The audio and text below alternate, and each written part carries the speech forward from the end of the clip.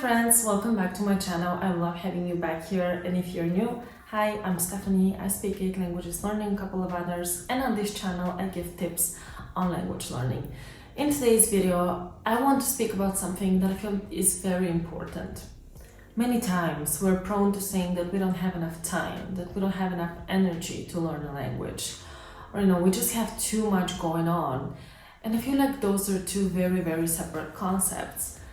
A lot of the times, the one that we use as an excuse is not having enough time. This is so common.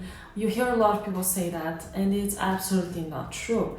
I made an entire separate video on the topic of how to find time to learn a language. As we are all struggling with many different things at the same time, so it's normal. It's we have so many aspects of our lives.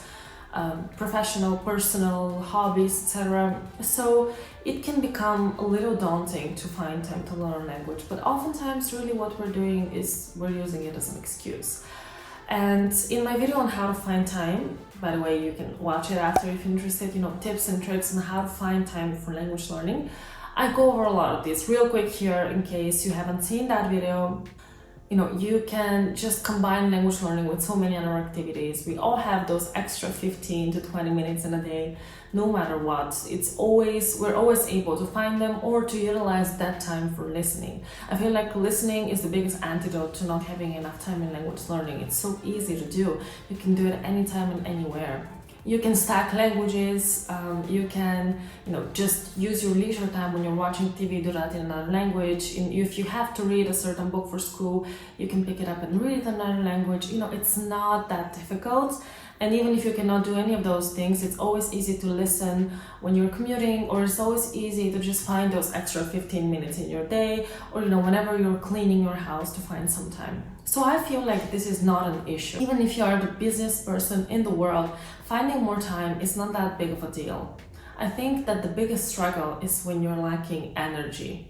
This is something that I can definitely speak to, as I feel like I've been lacking a lot of energy, right? I don't have trouble finding time. I have a full-time job, I run a YouTube channel, and I have my hobbies, my personal life, etc. I don't feel like I have any struggle with time whatsoever.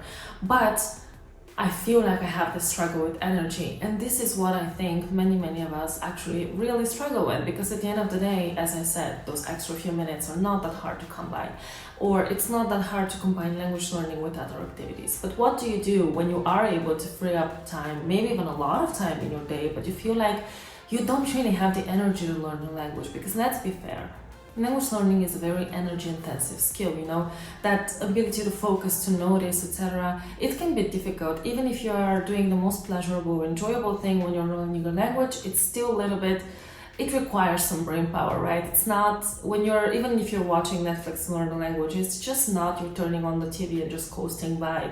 There needs to be some intentionality behind it, and so it's energy-intensive. And I really wanted to make this video because I feel like a lot of the times we see within the language learning community those tips on what the best way to learn a language is, and how to learn more efficiently, how to keep on track, how to track your habits, how to take effective notes, just all of that productivity focused narrative. By the way, this isn't just when it comes to language learning. I feel like there's so much productivity focused content out there.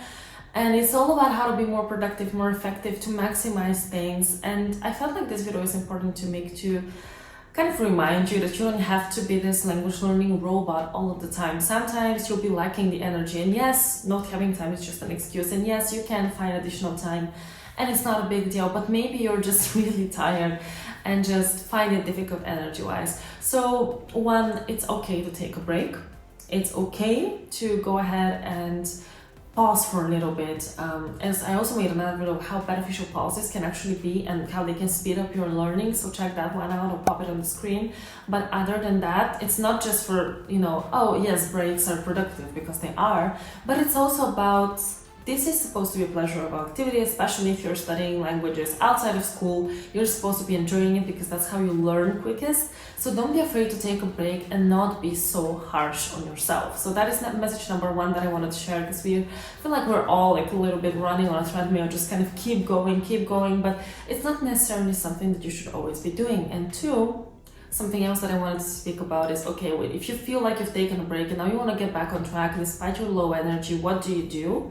I think the best way to overcome this is to pick activities that are as pleasurable as possible. Not everything in language learning is going to be great fun, you know? Even if we try to learn with comprehensible input, even if we try to learn with compelling input, and we try to make sure that we are learning through passion, which is the most effective way, let's be fair. But still, sometimes we have to do things that are not that pleasant. For example, if you're learning Chinese, you're gonna have to learn the characters, and that is just gonna be learning a new writing system. There's no way to skirt around that and to, you know, learn that through comprehensible input or something. It's just a new writing system, characters, you know, it's not gonna be that pleasant. For example, there could be other examples and depending on different languages, right? I'm just giving this like as a little bit of a clue of what I mean. Sometimes you're gonna have to do things which you don't love.